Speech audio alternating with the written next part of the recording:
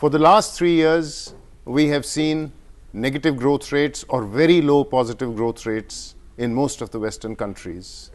And they have been going through a period of economic stress. What does this reflect? Does this reflect a slowing down, a gradual decline of the West, a relative decline? And if so, what does it mean for what has traditionally been our biggest trading partners and also our principal source of foreign direct investment? Dr. Bhagwati. Well, you have to look at these countries as mature economies. If you look at their per capita incomes and their demographics, it is only natural that their rates of growth will slow down.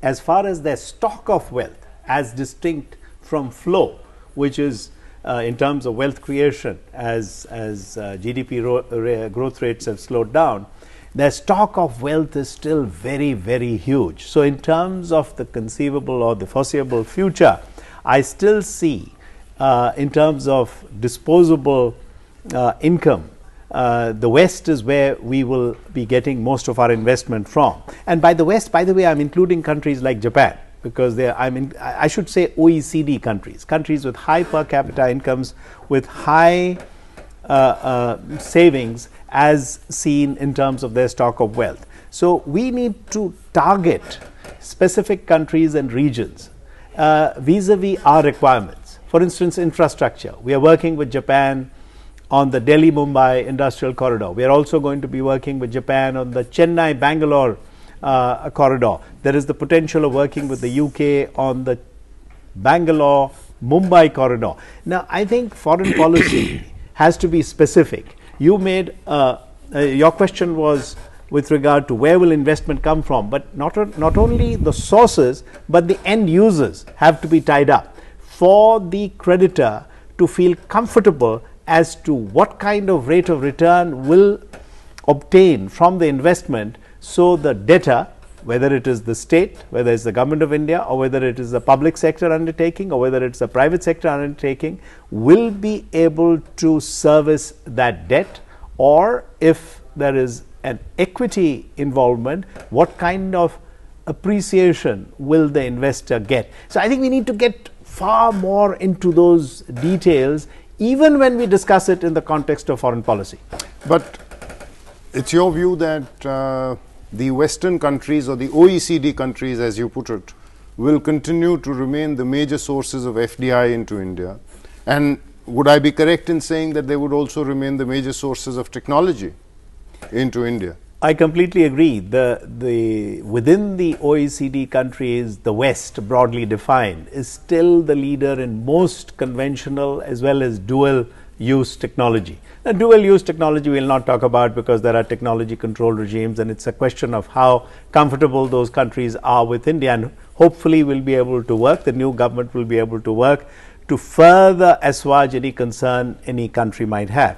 But coming back to this issue of capital, as you know, we have a very distorted FDI picture, because the largest, the country which provides the largest amount of foreign direct investment is Mauritius, and that's not because the capital comes from Mauritius, because that's the route which is taken because of our double taxation avoidance agreement. So we need to rationalize some of this. I'm not saying we suddenly jettison this DTAA, but we need to renegotiate. We need to be able to give comfort to those who will provide FDI. And you didn't mention portfolio capital, that is FIIs, foreign institutional investors. Most of them are from what is broadly defined as Western countries. Mr. Jha, let's come back to the region. 2014, we have just had one phase of the elections in Afghanistan. We also know that in 2014, the US and largely the NATO troops will be exiting Afghanistan. What are the implications that all this will have very close to us in our neighborhood? Because, as you know, we have significant investments, we have a significant cooperation program in Afghanistan. Rakesh, would you allow me just a minute to comment on your previous question? Please. You asked about what the impact of the slow growth in the prolonged slow growth or almost negative growth in the West has been. I'm terribly worried about its political impact. See, the first sign of a change in their thinking was when, in the end of the 80s, when US began to think ahead to our stance in the post-Cold War world, they did not any longer think about staying ahead of any possible enemies, but they started talking about preempting any other power from growing strong enough to challenge you. This was the beginning of the shift from a policy of peace through deterrence to peace to preemptive strike, which took place in 2002 because of the trigger of 9/11 in America, but it's now become a part of the policy of the European Union too, and that's what we have been seeing enacting itself in Afghanistan with some justification, but in Iraq and in the Arab world with no justification. What this has led them to is that it has not given them more security. In fact, they become more insecure. There's been a huge amount of spending money, which has accelerated their weakening. And at the same time, the combination of growing insecurity and growing weakening has made them start using instruments that actually now threaten the togetherness. I mean, the unity of the world economic system, as I mentioned, the unilateral sanctions. I'm terribly worried about this. And this is why, in this context, the making of the creation of BRICS, which is overtly for a multipolar world, yes. and the three largest countries in the world, actually, apart from the US, three of the four largest countries being part of it, was to me a very, very hopeful sign. And what is tragic for me is that the potential of BRICS has been least recognized. I'm leaving aside Brazil and South Africa for the moment. Among the three big countries, in India, and the country that has been actually not doing enough, apart from verbal talk, is India. And this, we don't have a policy. I would like to come back to the region, but another time. Dr. Bhagwati, you have dealt with BRICS in one capacity or another.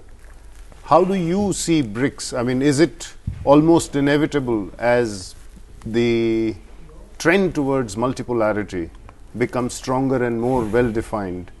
Or do you think that it is something which will remain a political grouping? In fact, when you talk about it being a political grouping, people point out, particularly from the West within quotes, that only three countries really, that is Brazil, South Africa and India, have much in common politically, and Russia and China are at different political poles. In fact, they see that this is untenable and unworkable as a political grouping. Now, that is their thinking.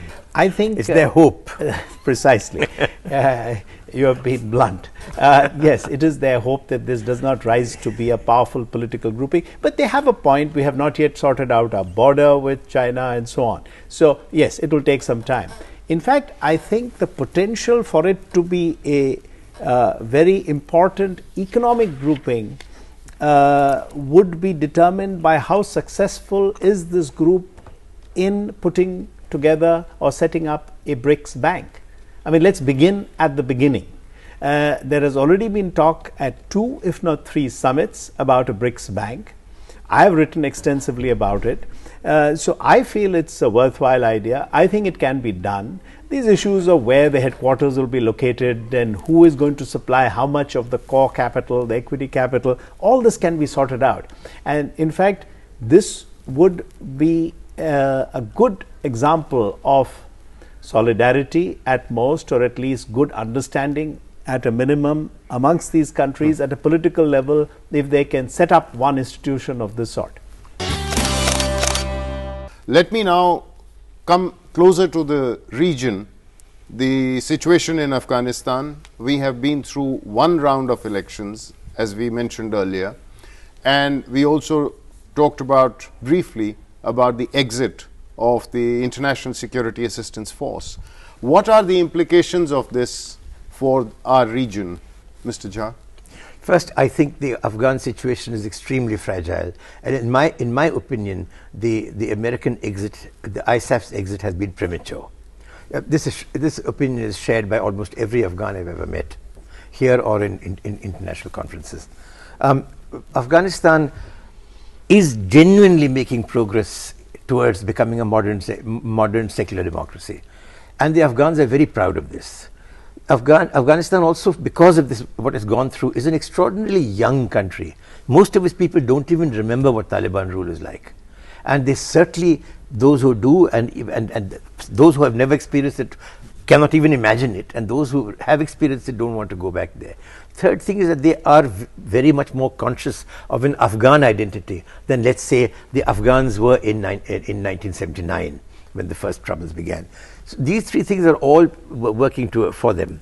The Afghan National Army is doing pretty well. I mean, look at the way that they've controlled this election. Yes, the election has been relatively peaceful. 1/4 as many incidents and far more Taliban killed than in the previous time. Which is it just shows. But it's an army with a very high capital-intensive form of warfare. They've been used to calling in air support from the Americans every time that there is a problem. The Americans are leaving without giving them an air wing in the army. How are they going to deal with this? Worst of all, the Afghans have a $5 billion budget, of which they raise $1 billion and they need $4 billion. And the price of that is going to be a bilateral security arrangement, which is going to make it more difficult to come to terms with the Taliban. So, it's a kind of a situation where different elements of what the Afghans need are actually fighting in different, are pulling in different directions. So this fragility is very great, and the Taliban's power to infiltrate has been shown over and over again. So it's a very scary situation. I know that land prices in Kandahar and Kabul have been crashing, and people are leaving. I know I have friends who are here just now who've left, who don't intend to go back. That kind of worry is there. So I think that I think it's terribly important that we should be looking towards a coordinated approach of the immediate neighbors, and which means Pakistan, India, Iran, Uzbekistan at the very least, and I think preferably Russia and China, to in a sense backstop whatever government there is, and to help in bringing about an arrangement there which all of them can live with, including the Taliban. So, coming back to global security threats, Dr. Bhagwati, from your experience, what would you place in terms of priority? Terrorism, cyber threats, climate change? How would you rate them for, let's say, the new government? How would you prioritize them? I'll prioritize them in the following way, in three groupings. Number one, terrorism. Number two, terrorism. Number three, terrorism. And jokes apart, more seriously, we have long borders with all our neighboring countries. Some of them are porous. You have been an ambassador in two of our important countries in our neighborhood, both Afghanistan and Nepal, and and I come from a state which has a border with Bangladesh. I'm from Assam. We know what a long border we have with China. We know what a long coastline we have. I don't think we have forgotten November 2008 and what happened then in Mumbai. So I would say that the new government has to ensure, through effective coordination across all the relevant organizations within our country, better security for ourselves, and has to be very, very careful about terrorism. None of the other issues you mentioned, whether it is cyber security and so on, are not important. You have to work on them. They are more technical. This aspect has a lot to do with our bilateral relations, as well as what kind of multilateral support we can engender for ourselves. But lastly, I would like to say that the Ministry of External Affairs, for one reason or the other, I personally feel is somewhat marginalized, and we need to get our own ministry, our ministry of yesteryear, more involved in some of these issues when it comes to the agencies.